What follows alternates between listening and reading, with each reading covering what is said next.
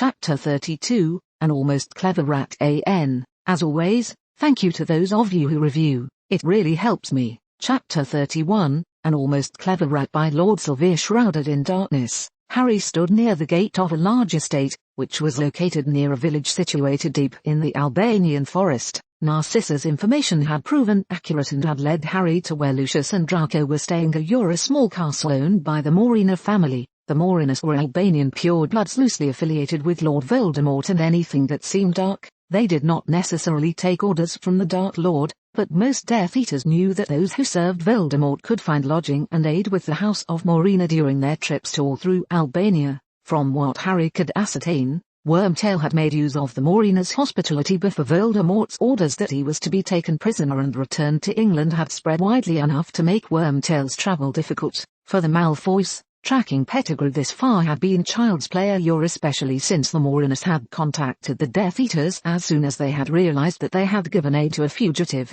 Their alarm had been sounded too late. However, Pettigrew had possessed the good sense to disappear well before any Death Eaters could capture him. Shortly after the Morinas had contacted Voldemort, Lucius had arrived with his son and promptly theorized that Wormtail must still be in the area. The reasoning behind this decision was unclear to Harry. However, Harry did suspect that Lucius's reasoning was motivated by his desire to have an excuse to use the castle as a base of operations. Retreating from the gate, Harry faded into the forest. In the shadow of a large tree, he cast a number of shields and protective wards around himself before casting the image projection spell and guiding his incorporeal form past the castle walls, across the courtyard, and into a suite of rooms that Lucius and Draco were occupying within the heart of the castle. Harry ascertained that Lucius and Draco were both sleeping as he passed swiftly through both of their sleeping chambers. He then moved to the main sitting room where the two Malfoys did their conniving. They had spread various maps of Albania on the table along with lists of and notes on local magical families. In the past days,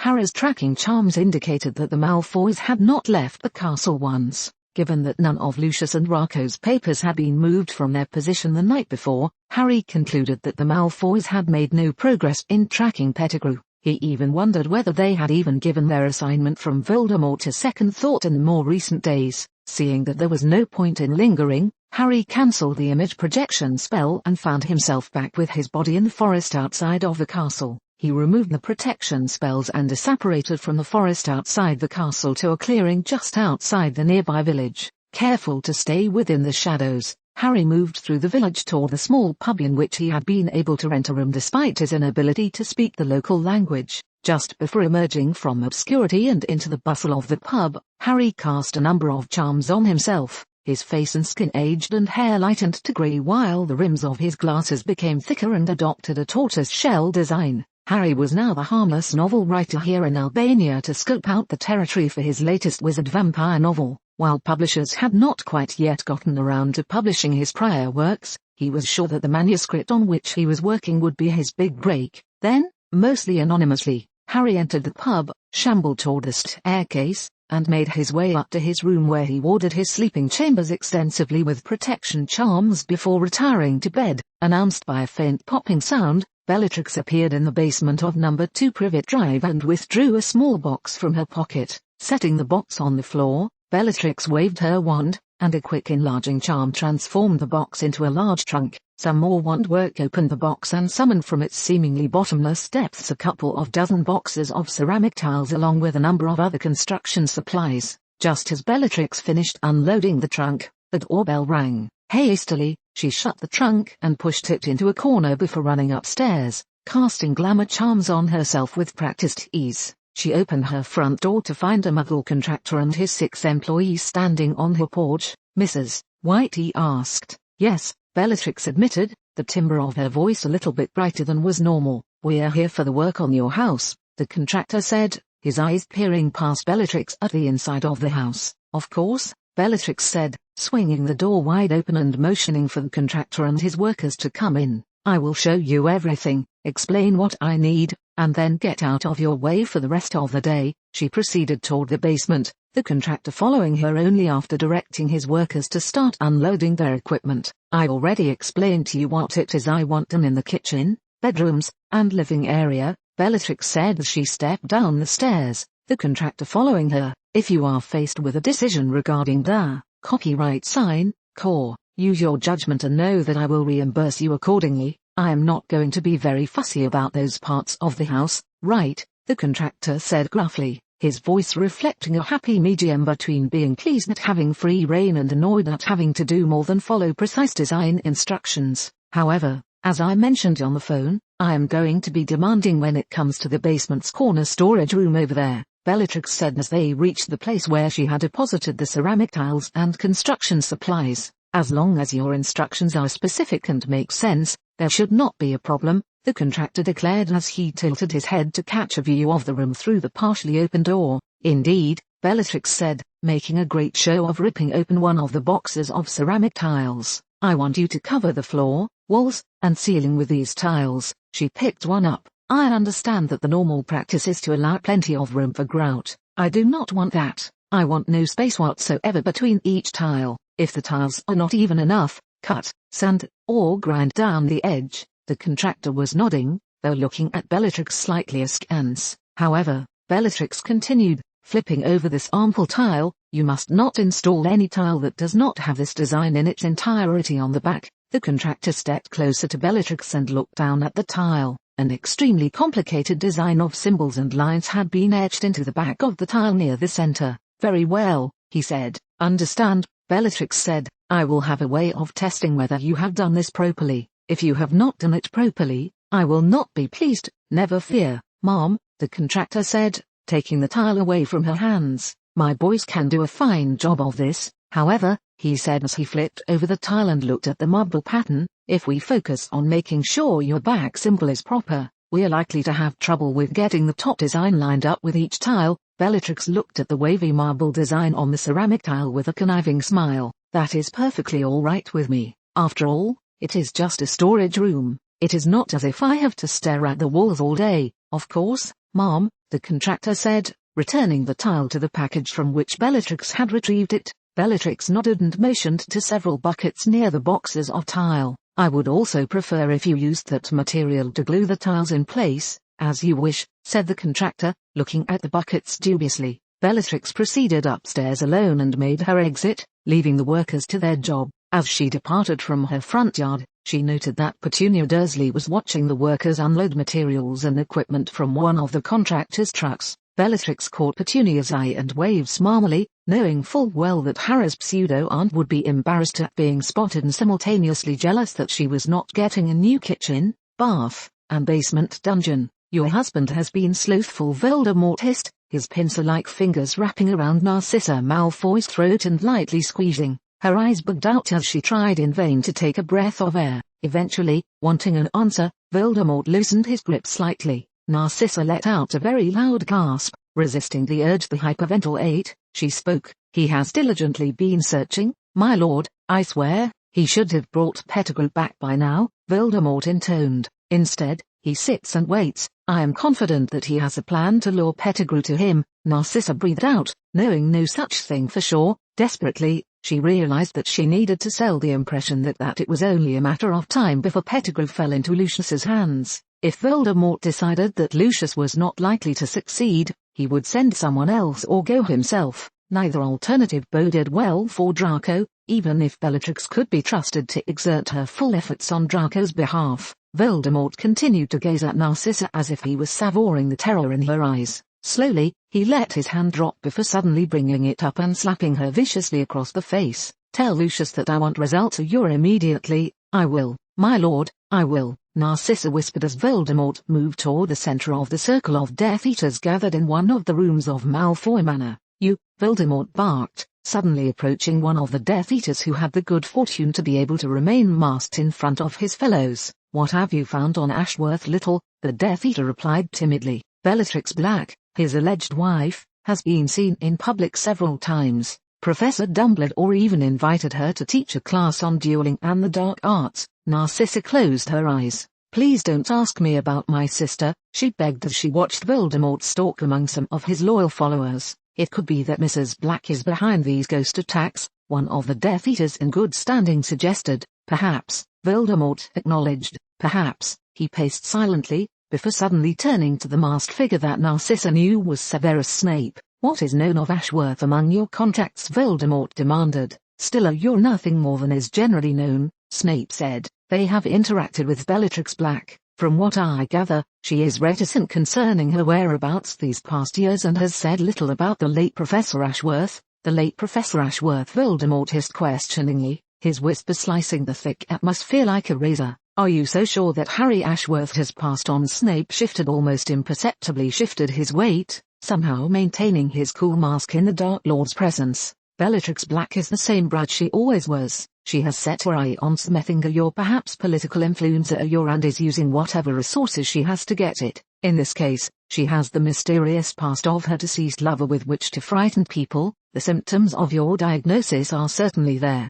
Voldemort said, leaving Snape and resuming his prowl amongst the Death Eaters that had been summoned to this particular meeting. But there are other symptoms. At times, I can feel Ashworth as if he is lurking nearby. You're watching me and waiting to pounce. And the Fiendfire. Nearly anybody with a bit of power and a decent wand can set Fiendfire, one practical Death Eater declared tiredly, sounding as if he had said that phrase dozens of times. But it was his trademark. Voldemort erupted, hissing at the Death Eaters and spinning to glare at anyone who might challenge him. My lord, came Rodolphus Lestrange's confident and eager voice, echoing in the chamber. Clearly, this is a ploy to knock you off balance. Given what you have told us about your final duel with Harry Ashworth, there is no possible way that he could have survived. Obviously, Bellatrix did. Fearing for her life, she no doubt fled with whatever money she inherited from her father. Have you considered that the Order may have found her and recruited her in a scheme to resurrect some ghost from your past? The Order is probably behind these mysterious ghost attacks. They are waging psychological warfare against you. Did you not hear me? Voldemort nearly screamed, stalking toward Lestrange. I can feel Harry Ashworth's presence. This is his work. I know it. He is waiting, getting ready to pounce. Then pounce first, Lestrange said boldly, seamlessly abandoning his tact that Ashworth was dead and moving to give counsel on what to do against Ashworth. I cannot, Voldemort barked. I cannot strike against him because none of you can find him. Find him, as you command, my lord, Lestrange intoned. Harry woke with a start, rubbing his scar and groaning. For the first time in a long while, the scar's connection to Voldemort had been clear enough for Harry to hear what Voldemort was saying and hearing. It presented Harry an advantage, though the side effects were not welcome. It also presented reason for Harry to be nervous. From the time Harry had travelled to the past until now, the connection to Voldemort had largely been dormant with the occasional exception. If Voldemort became angrier and fearful more often, Harry reckoned he might need to find a newer and better way to cope with the connection. Despite it being quite late, Harry rolled out of bed and walked to a cramped closet that the pub owner had described as the restroom. He grabbed a painkiller potion vial from his toiletry bag, downed the contents, and washed the aftertaste down with a gulp of water. After examining his scar in the mirror for a bit, Harry toddled back to the bedroom and took a seat on the edge of the bed. From a drawer in the room's desk, Harry withdrew a small sheet of parchment and a self-inking quill. Dear Bella, still no sign of Pettigrew. Harry stopped writing and frowned. How was he to explain the next thing he wanted to say? If you find work for the ghost of Ashworth, be careful. I have reason to believe that Rodolphus Lestrange will be either following you directly or trying to understand the magic behind the ghost. Don't let your guard down. With love, Harry. Harry finished and folded up the note, leaving it on the table so that he would see and remember to mail it on his way out. Reluctantly, he got dressed and prepared for the day. If what he had seen was any sign of things to come, Lucius would be getting a sharply worded letter from his wife. It might even compel him to leave the Morena castle and make some token effort to search for Pettigrew. If that was the case, Harry needed to check his strategically placed forest wards and talk to as many snakes as possible before Lucius and Draco stirred from the castle. And to go along with my hot cider, I shall have a helping of fried fish, Rose Potter informed Madame Rosmerta. Will there be anything else? Madame Rosmerta asked, eyeing Rose sideways. No, I believe that will suffice, Rose declared, producing a pair of sickles and placing them on the counter. Very well, Rosmerta said, her eyes moving from Rose and settling on Leo. What will yours be, sweetie? Leo grinned amiably as he handed over a sickle. Just butterbeer, thanks. Madame Rosmerta accepted the sickle and then reached under the counter to fetch a bottle of butterbeer and fill a mug of hot cider. The fish will be out in a bit, she told Rose as she handed over the bottle to Leo and the cider to Rose. Good, Rose said absently as she scanned the room. Which way did Ginny go? Leo asked. I am not sure, Rose said, frowning. "Wait, there she is," Leo said, pointing to a booth in one of the darker rooms of the Three Broomsticks. "I'd recognize that her anywhere." They made their way across the room to the booth and discovered that Ginny was not alone. Surprised, Bellatrix asked. She was holding a blood lollipop and grinning at them from behind white teeth stained by red streaks. Interestingly, she had on Slytherin robes and was lounging in them just as if she was a student. Leo had no doubt that she would go unnoticed by the students. "Do those even taste good?" Leo asked, setting his butterbeer bottle down on the table and sliding into the booth, seating himself next to Bellatrix. Ginny had sat in the seat opposite Bellatrix. Not a fan of Bellatrix, Ginny was in the process of using her own butterbeer bottle to hide the sour expression on her face. "They are an acquired taste," Bellatrix explained as Rose sat opposite Leo. "You fit into your old school robes remarkably well," Rose observed in a neutral voice as she stared Bellatrix in the eyes. "I bet your mom wishes she still fit in her old school robes," Bellatrix shot back. "For all you know, she may still fit in her school robes," Rose argued. Bellatrix looked at Leo. "Do you think Mrs. Potter still could fit into her old school robes?" "No comment," Leo said smoothly. "And how is your husband these days?" Ginny suddenly cut in. Bellatrix narrowed her eyes and shot a chilling stare at Ginny before lazily drawing her wand and casting some privacy wards. "He is doing well," Bellatrix replied. "For all you know, he has his wand pointed at you this very instant." "I doubt it," Rose said. "He knows we are friends and would sit with us if he was here, though he would probably use a disguise so as to ensure that the Order and Death Eaters remain confused about whether he is alive or not. Thus, given his absence at this table, he probably is not even in the vicinity of Hogsmeade. To be logical is not necessarily to be all-knowing," Bellatrix said flatly. "There is always the piece of information you do not know, the human emotion that defies logic." "It gets me far enough," Rose replied, ignoring her hot cider and not even noticing as Madame Rosmerta walked by the table and slipped her tray of fried fish onto the table. "The fact that you are here indicates that you are prepared to let us assist you in your husband's fight against the Dark Lord."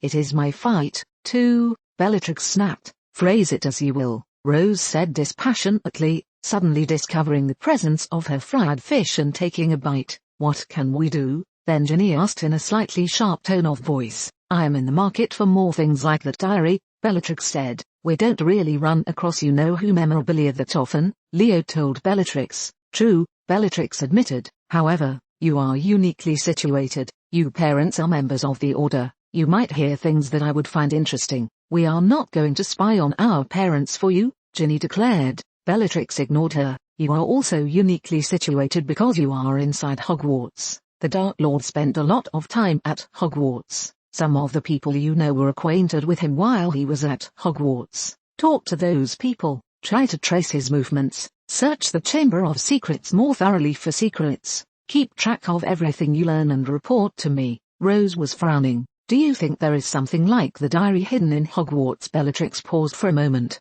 "The part of me that is a strategist says no. I am mainly interested in understanding the Dark Lord better." "This sounds like awfully boring work," Leo said. "Come see me in the summer, and I will see if I can find you something more exciting," Bellatrix offered. "Meanwhile, you will have to be content with what you can do from inside of Hogwarts." "What unique characteristic will other objects like the diary possess?" Rose asked, staring at Bellatrix intently. "Objects in which I am interested will have emotional value to the Dark Lord," Bellatrix explained. "They will also be surrounded with powerful defenses and have highly complex, dark enchantments on them. If you stumble on one, do not even touch it. Contact me immediately." "What about Professor Dumbledore?" Ginny asked. "What about him?" Bellatrix challenged. "He should be the one to take care of something that dangerous," Ginny opined. Bellatrix shrugged. "I guess that is your decision, Weasley." Pointedly, she turned her attention back to Rose and Leo. "Focus on finding information about the Dark Lord.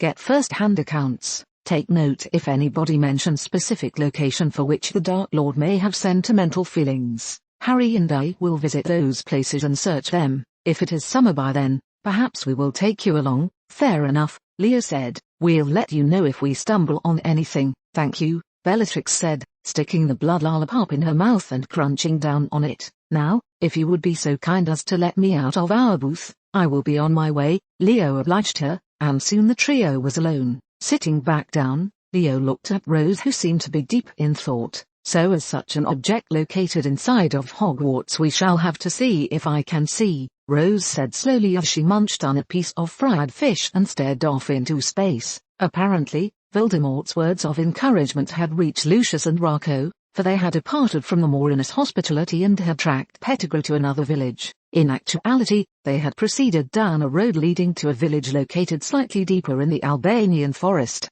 despite the fact that the village boasted a denser magical population than the previous village. The Malfoys were obliged to take residence in the local pub because there were no exceedingly rich families in or near the village and because these villages were far too removed from the British conflict to have taken sides anyway. Harry doubted that Lucius and Draco were following a trail, but he still approved of the move. The snakes near Morina Castle and the adjacent village had not seen any rats that possibly could be Pettigrew. Detection wards and visual observation of the surrounding area, town, and magical families had also failed to turn up any sign of Pettigrew. If he was in Albania, he was in some other village or possibly even this one, or nearby. The fact that Lucius and Draco were staying in the local pub did complicate things a little bit, however. It meant that their rooms were just down the hall from Harry's room and their breakfast table was adjacent to Harry's breakfast table. Sipping a cup of tea, Harry eyed Lucius and Draco from over the top of an Albania newspaper Harry was diligently pretending to read,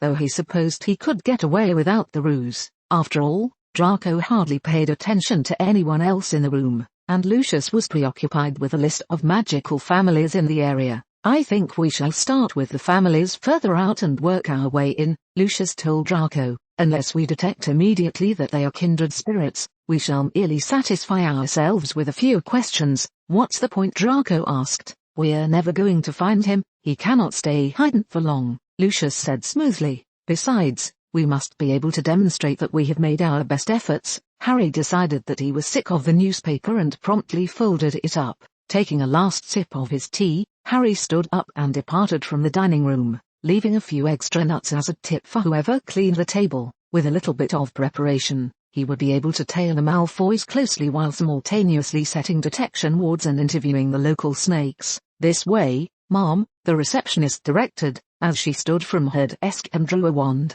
Amelia Bones followed the receptionist through a door and into a circular room. The receptionist motioned with her wand and the room began to spin and descend to another floor. Eventually, the spinning stopped, and the receptionist guided Amelia through another door where they found a guard wearing battle robes on which the insignia of the Department of Mysteries was emblazoned. Aura Captain Bones is here to see Mr. Fox, the receptionist told the guard before stepping back into the spinning room and shutting the door. The guard did not say anything, but proceeded to lead Amelia through a labyrinth of dark passageways. After at least 15 minutes of walking, they came to a 7-way intersection. The hall Amelia and the guard had used to get to that point served as one prong of the intersection. The other 6 prongs were 6 doors. The guard stepped ahead of Amelia and opened one of the doors after rapping on it smartly. He gestured for Amelia to step in. Amelia did so and found herself in a low-ceilinged room with plain walls. Fireplaces flanked the room from the left and right, and bookshelves lined the far side of the room behind a table that was doing duty as a desk. Edward Fox sat behind the desk in a high-backed chair made from mahogany and padded with black leather. Captain Bones, Fox said, his voice belying a sense of power and agility that clashed somewhat with his aged features and white hair. If Amelia was correct in her reckoning, Fox had been head of the Department of Mysteries for over 40 years. Fox's position had originally been one of prestige back when the Ministry was pouring millions of galleons into research and magical development projects a year as well as espionage assignments. Now that the DMLE annually received the biggest slice of budget pie, Mr. Fox and his department merely existed. Some said that Minister Pruitt did not have the guts to dismiss Fox. Others said that Pruitt had forgotten that the department existed. Looking Fox in the eye, Amelia could easily bring herself to believe the former. Thank you for taking the time to meet with me, Amelia began. You are welcome, Fox replied, looking at Amelia expectantly. Since you have been here at the Ministry and have been in position of power longer than most, I was hoping I could ask you a few questions, Amelia continued. Fox gestured his acquiescence with a brief nod. What can you tell me about Harry Ashworth? Fox answered Amelia's question with a piercing gaze before setting his eyes on the fire in one of his fireplaces. Is this an official inquiry? Not at all, Amelia said. Call it personal curiosity. What you say won't leave this room. Very well, but be forewarned, if what I say later proves inconvenient for me, I will deny that I ever said it, Fox said. My sources must be protected and my reason for knowing what I may tell you must remain confidential. In the end, should you try to divulge information and tie it to me, you will only be able to prove that you believe I said what I said. That's fine, Amelia said. Now, what can you tell me? Ashworth appeared in our world near the time that we began to see symptoms of the Dark Lord's existence. Orion Black called on his services. It seems that Mr. Ashworth was a spy or informant of sorts. At Hogwarts, he probably spied on potential Death Eater recruits.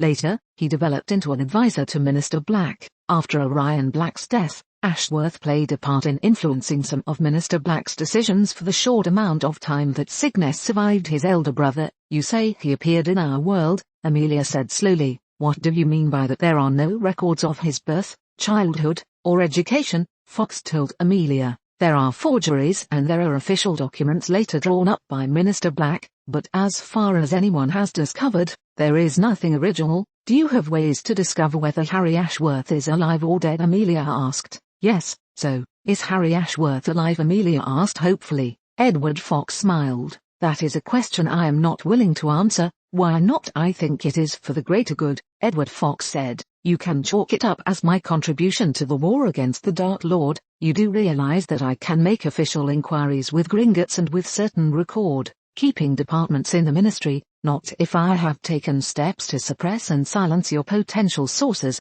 Fox countered. If I were you, I would ask fewer questions about Harry Ashworth and more questions about how the controversy around Ashworth could be used advantageously in your efforts to better our society. He stood and gestured to the door. Now, if you will excuse me, I have things that need doing. Several of the detection wards Harry had placed in the forest near village number 5 were tripped the night before the Malfoys picked up and prepared to make their way to village number 6. Harry was quite disgusted that the alarms had not woken him, but rationalized that since the wards had been located in the forest just outside the inn, it was likely that a guest of the inn or perhaps a villager had tripped it. The day previous, neither Harry nor the Malfoys had been able to find any sign that Pettigrew had passed through. As had become routine, Harry shared the breakfast hour and dining room with the Malfoys. In village number 4, he had been cheeky enough to share a table with them, but that had not proved productive because they had said very little during the entire encounter. Harry had ceased from using that particular disguise and had limited himself to eavesdropping from across the room while using another disguise.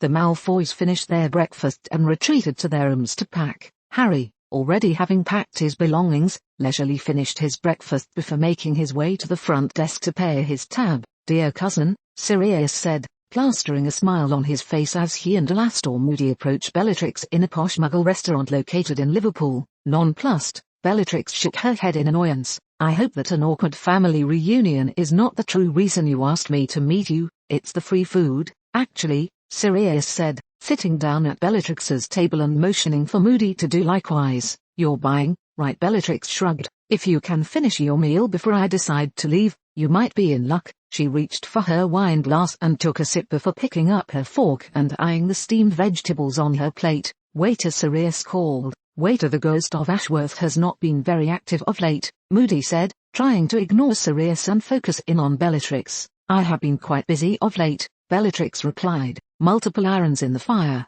you know. Can I help you? A frazzled server asked, finally responding to Sirius's demand for a waiter. I'll have what she's having, so on the vegetables, Sirius announced. Very good, sir, the server said stiffly, writing down the order and leaving the table. Albus surmised that you must be busy, Moody continued. However, he is convinced that your tactic of haunting the Death Eaters with the ghost of Ashworth has been effective. He would like to see more of it, so, Bellatrix said coolly, we are moving from disapproval of my actions to complaints that I am slacking off. No, Sirius clarified, we're saying that we think you have been making a good contribution to the war effort even if we have been a tad concerned for your safety in the past. And, he said, pausing for emphasis, it so happens that we have stumbled on a good opportunity for you to exercise your Ghost of Ashworth skills in an eminently useful manner and from a position of relative safety. Besides, James was the only one who actually disapproved of your actions. Oh,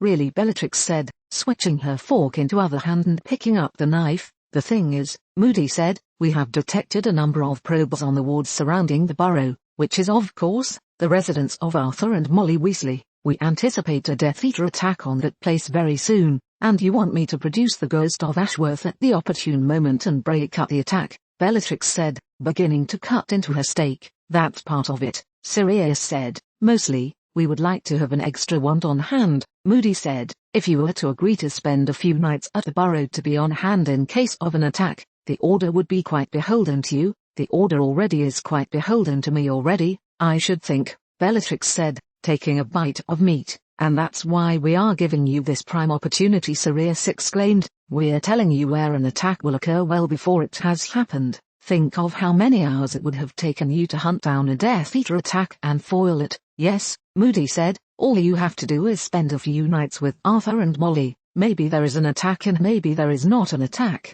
During the days, you would be free to attend to whatever business you have, and, if there is an attack, the ghost of Ashworth will break it up quicker than it began, I should think, Sirius declared. I hear that even old you-know-who has been left quite unsettled by these appearances of Ashworth's ghost. I did teach Lily how to cast the spell, Bellatrix said, yawning. Why do you not hire her? She has to defend her own house, Moody pointed out. I have a house, too, Bellatrix said. Yes, but nobody knows what city it is in, let alone anything specific about it, Moody parried. True, Bellatrix said. I think Lily could teach both Molly and Arthur how to use the Ghost of Ashworth spell. However, she could, Moody admitted. However, more than anything, it would be very comforting to us if the Wheeleyes had another wand on which they could rely in the next few days. I suppose I could spend a few nights with the Wheeleyes. As you say, it saves me the trouble of ferreting out an attack on my own, Bellatrix admitted. Now, you realize we are not promising that there will be an attack, Sirius clarified. We only have a suspicion that an attack on the Weasley residence is being planned. Already covering you? But Bellatrix asked. Yes, Sirius said. I don't want you to become angry if there is no attack or if you discover Professor Dumbledore's ulterior motives before the attack occurs. Ulterior motives like monitor my movements, Bellatrix said. Yep, like help me develop an emotional attachment to the Order. Yep, like get me in the habit of following Dumbledore's lead in the war. Yep, like watch me cast the Ghost of Ashworth spell and confirm that I really am the one that has been terrorizing Death Eaters. Actually, yeah, anything else you care to divulge while you can? Bellatrix asked, her lips quirking in amusement. Nope, what about you? Bellatrix asked, narrowing her eyes at Moody. Suffice it to say that there actually is a threat to the Weasley family and that we believe your efforts would go far in reassuring all involved and possibly repelling an attack, Moody said, clearly annoyed that Sirius had been so willing to confirm all of Bellatrix's suspicions about Dumbledore's secondary purposes in asking Bellatrix to help the Weasley family.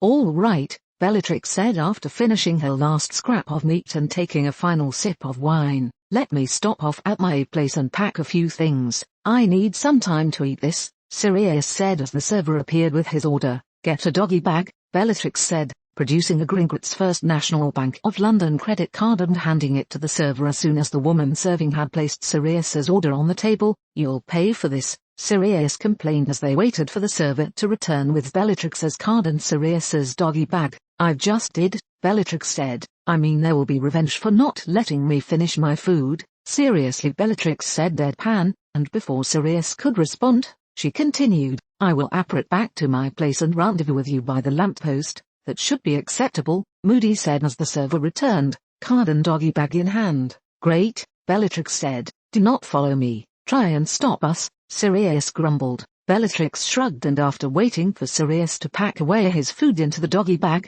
she departed from the table, making a beeline for the women's restroom. Ta-ta, she said as she stepped in and let the door swing shut behind her. She then shut herself in a stall and apparated away. Moody allowed the moving staircase to carry him up to Professor Dumbledore's office where he found the headmaster and Lily Potter waiting for him. Without waiting for Dumbledore's customary offer, he reached out and grabbed a handful of lemon drops while grunting a response to Albus and Lily's greetings as he settled himself in an available chair. Well, he declared, she agreed to go and be on hand for the possible attack. Fascinating, Dumbledore observed, also helping himself to a lemon drop. She did see through most of your motives, so particularly your theory that we might confirm whether she's actually the one terrorizing Death Eaters with the Ghost of Ashworth, Moody continued. That was not completely unexpected, Dumbledore said, letting out a disappointed sigh, though, it is probably a moot point. We have not detected any sign that she is operating in cahoots with anyone. Now, if her performance with the ghost of Ashworth fails to meet expectations, we'll have to assume she did it on purpose to annoy us and cause us to wonder whether Ashworth might have actually survived, Moody growled.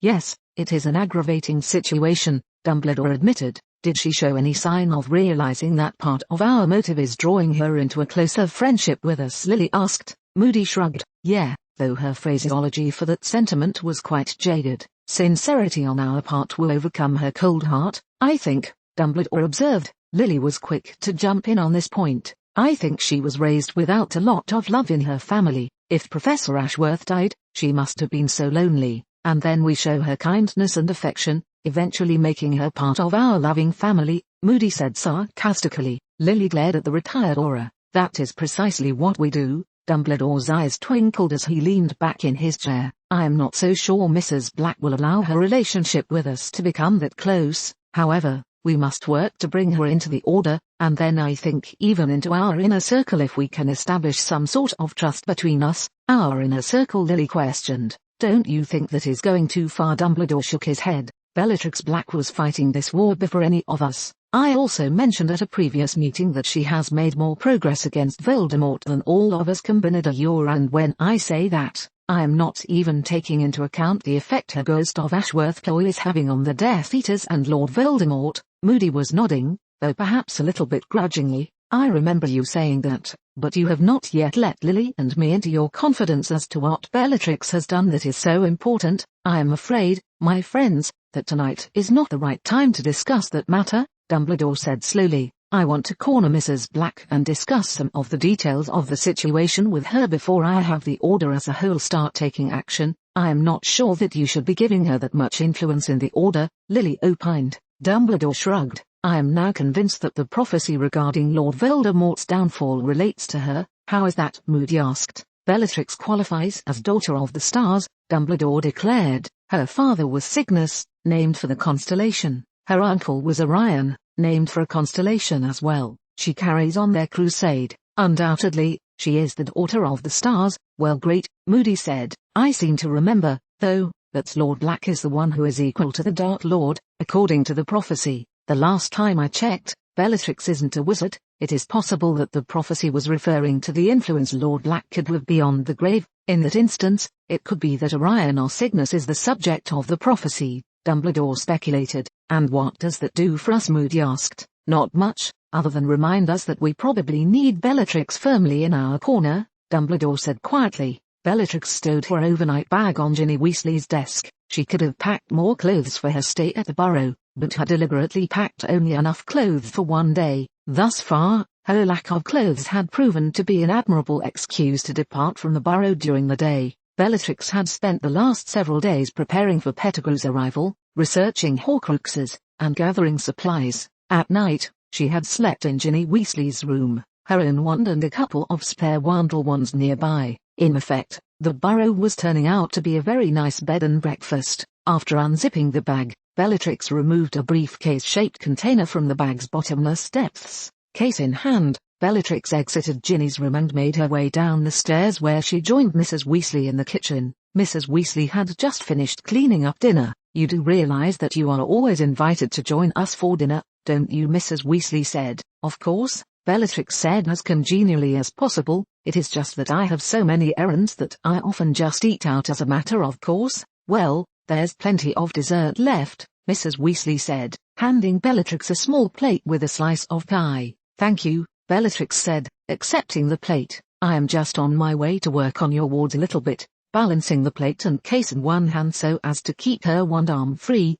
Bellatrix wandered outside, leaving Mrs. Weasley alone in the kitchen. Bellatrix made her way across the yard to Mr. Weasley's storage shed. The Weasley patriarch's obsession with all things Muggle struck Bellatrix as rather odd, but she liked Mr. Weasley quite a bit. He would enjoy the pie more than her, and he would be able to comment on Bellatrix's proposed changes to the wards. I brought you some extra pie, Bellatrix announced as she entered the shed and looked around. She could not see Mr. Weasley anywhere. Mr. Weasley, right here, Mr. Weasley called from across the garage and tore the floor. His feet were sticking out from under an old Muggle car. Bellatrix set the pie down on a workbench and set down her case as Mr. Weasley scooted out from beneath the car. You really should try Molly's cooking one of these days, Arthur said, eyeing the pie. "I have already had plenty of dessert for today," Bellatrix said, studying the car on which Mr. Weasley had been working. She had noticed it in the shed before, but it had not occurred to her that Mr. Weasley might be doing more than admiring it in a general sort of way. "What are you doing with the car?" Mr. Weasley picked up the pie and looked around furtively before answering her question.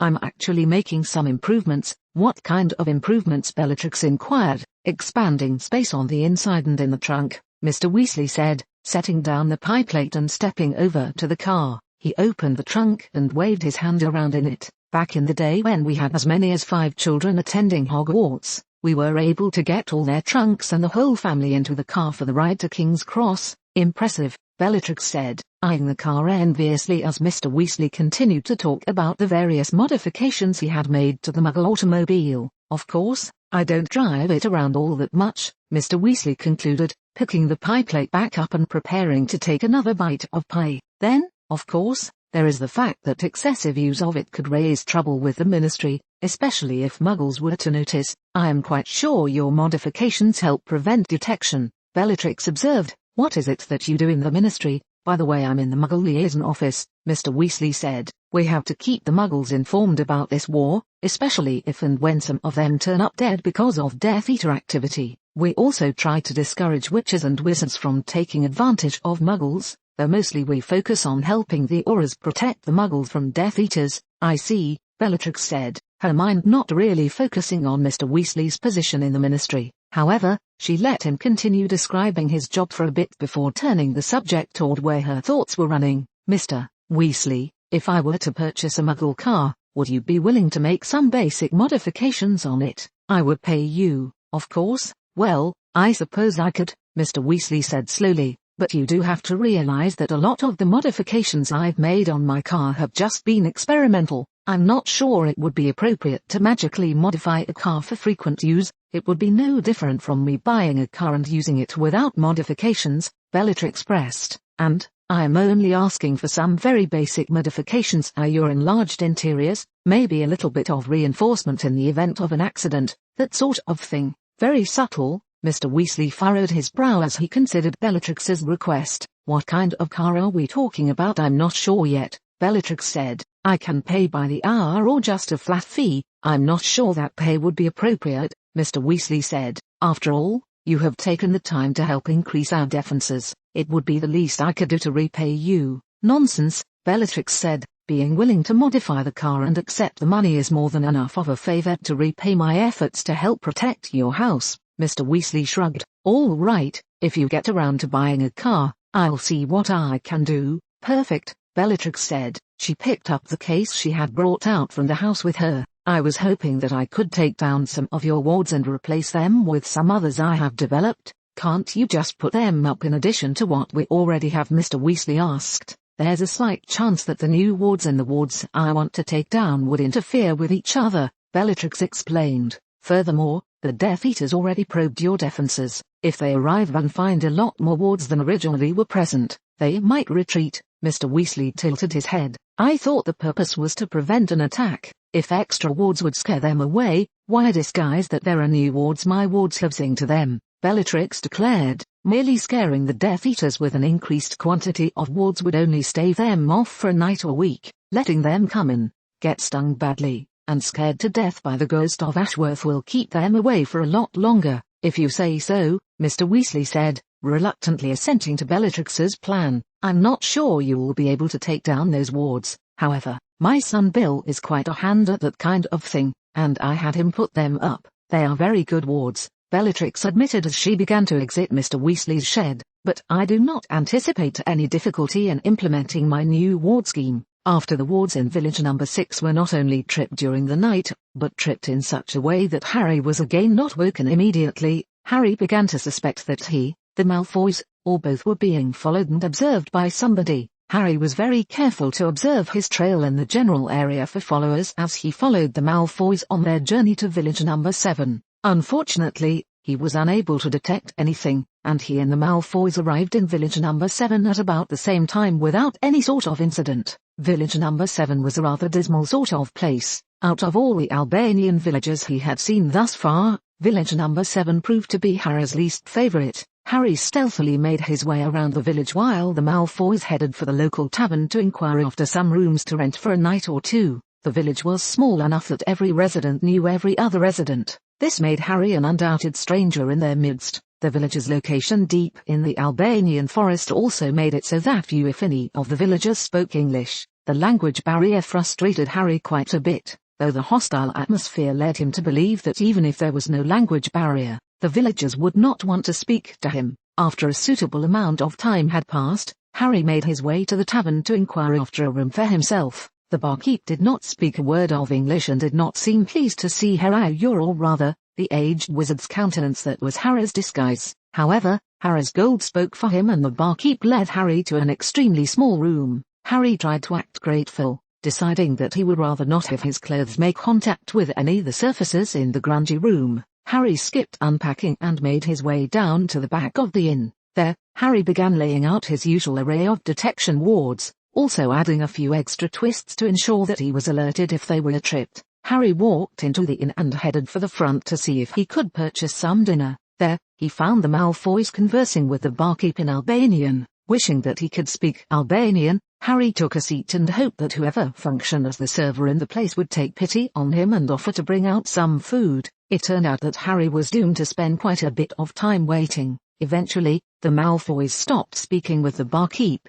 apparently having been disappointed in their queries. They departed from the main room of the inn, presumably to go rest in their room. Even then, the barkeep continued to ignore Harry, who was not shy about glancing at his timepiece often. After a while, the dinner arrived. It was marked by the arrival of a few of the tavern's regulars and the Malfoys. Harry supposed that those who spoke Albanian had been informed as to what time dinner was served. He was beginning to feel somewhat resentful until the barkeep made a point of serving him first. Somewhat mollified, Harry eyed the plate of food and began to eat. Harry was just about to pick up his fork to try an unfamiliar dish when silence fell over the room. Harry looked up to see that Peter Pettigrew was standing near the doorway of the tavern, his wand drawn and pointed at the Malfoys. Harry was surprised, but he mostly felt like an idiot. He should have been able to detect that Peter was close well before Peter could come into sight like this. "My fellow servants," Peter wheezed, his face painted with fear. He backed away from Lucius and Draco as if they already had their wands drawn and were ready to kill him. The locals looked from the Malfoys to Pettigrew, confusion painted on their faces. "Surrender, Pettigrew," Lucius said coolly. "You know the consequences will be worse if you don't." "Please," Pettigrew cried, losing his composure. "Please don't kill me. We're here to capture you," Lucius barked. "Now put down your wand." "We won't kill you, you don't understand," Peter said, literally beginning to break down into tears as the local Albanians, Harry, and the Malfoys watched in consternation. "Please, I swear I'll be good. Please don't kill me." "No, you moron," Lucius yelled as Draco alternated his gaze between his father and Pettigrew. "We aren't going to kill you. Now put down your wand and we'll talk about the situation." Pettigrew shook his head and backed away from the Malfoys. Harry watched in confusion, his thoughts racing as he tried to understand what was going on. The conversation didn't make any sense. Why was Pettigrew talking and hysterically acting as if the Malfoys wanted to kill him when they had made it abundantly clear that they wanted to capture him? Surely, Pettigrew knew that Voldemort would want him alive. Lucius stood up from his chair, his wand drawn. He walked slowly toward Pettigrew. "Just put your wand down and we can be on our way. You will be alive," he said in an even tone. "No, no," Pettigrew screamed. Suddenly, it clicked in Harry's mind. It was a show. "You're just like the show put on by the Peter of Harry's dimension," as he killed several muggles and disappeared, leaving Sirius Black to take the rap for betraying the Potters and murdering others. Clearly, Peter had noticed the Malfoys making inquiries in the Albanian villages. He had waited until they arrived in a village where none of the witnesses spoke English. Perhaps that had even been his purpose in fleeing to Albania. He would cast some spell that killed the Malfoys. The non-English speaking witnesses would assure later Death Eaters that Peter Pettigrew was dead and that he had been killed by the Malfoys. The Malfoys who would die would not be able to say otherwise. Lucius was getting closer to Pettigrew. In a couple of seconds, he would be able to grab the wand away from his fellow Death Eater. Remembering that Draco was part of his wife's bargain with Narcissa Malfoy, Harry drew his Phoenix Feather Wand and cast a summoning charm on Draco. Draco was yanked across the room just as Harry erected a shield between himself and the place where Lucius was approaching Pettigrew. Almost simultaneously, A blast exploded across the room, presumably from Pettigrew's wand. Not even bothering to look at the aftermath, Harry shot a stunner at Draco and then raced to the street, crossing ground where there had once been a tavern wall. Unless he missed his guess, Peter would be in rat form and scurrying for the nearest hiding place, or probably the forest. Coughing from the smoke that was now wafting through the air, Harry croaked out a spell, repeating it multiple times as if it were a tongue-twister or limerick. Serpent-saucer snakes began appearing from the end of Harry's wand. "Bring me the rat," he hissed in Parseltongue as he began running toward the forest. Bring me the rat, perhaps because Harry had conjured them, or perhaps because Parselmouths had inherent authority over snakes. The snakes obeyed Harry, racing forward, using their sense of smell to find Pettigrew's trail.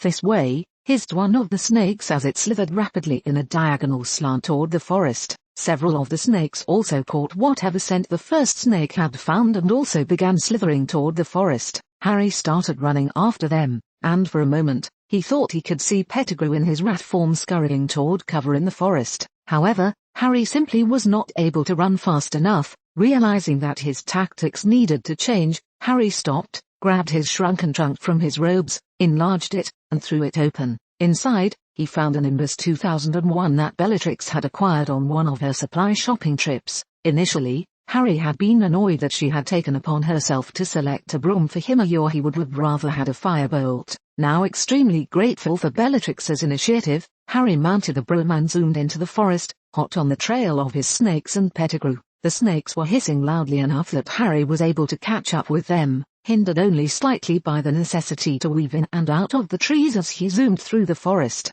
Eventually, he was flying directly over Pettigrew, who was desperately scampering across the forested terrain in an attempt to escape the snakes. Briefly, Harry considered trying to stun him, but realized that a rat made a rather small target. Choosing to employ another strategy, Harry zoomed forward to ground that Pettigrew had not yet covered and began conjuring more snakes. "Bring me the rat," he hissed loudly. Now, with Harry's snakes surrounding Pettigrew, Harry swung around, arced through the forest and made his descent to the forest floor just as one of the newly conjured snakes lunged and grabbed Pettigrew in his jaws. "Bring him to me," Harry hissed. The snake slithered over to Harry, and Harry accepted the rat. The markings were familiar. For sure, it was the rat that had once been Ron's pet. Before Pettigrew could transform, Harry stunned him and slipped him into his pocket. Not having the heart to destroy the newly created snakes, Harry let them be as he mounted his broom and flew back to the village, where he collected his trunk and stowed the broom. From the trunk, he retrieved a bottle in which he placed Pettigrew. Anticipating that he may catch Pettigrew in his rat form, Harry had prepared the bottle with holes in the lid and an unbreakable charm on the glass. Finished with that business, Harry tossed the bottle into the trunk, shrunk the trunk, and pocketed it before making his way back to the tavern. Confused villagers milled just outside what remained of the tavern's front. Harry slipped into the heavily damaged building to discover the barkeep and someone who must have been the local constable eyeing Lucius's blasted, dead body. Harry winced, feeling slightly sorry for the son of his old friend, though keeping that sorrow in check by reminding himself of the horrors Lucius must have committed, helping to murder his father not being the least of them. Draco had been shifted aside where he could lay unconscious on the floor out of the way while someone who seemed like a doctor or midi-wizard examined some of the people who had been injured, but thankfully, not killed by the blast. Furtively looking around, Harry discerned that nobody was watching him or Draco's unconscious form. Harry smiled as he waved his wand and transfigured Draco into a ferret. He picked up the unconscious ferret and walked outside into a secluded place where he enlarged and opened up his trunk to get another bottle.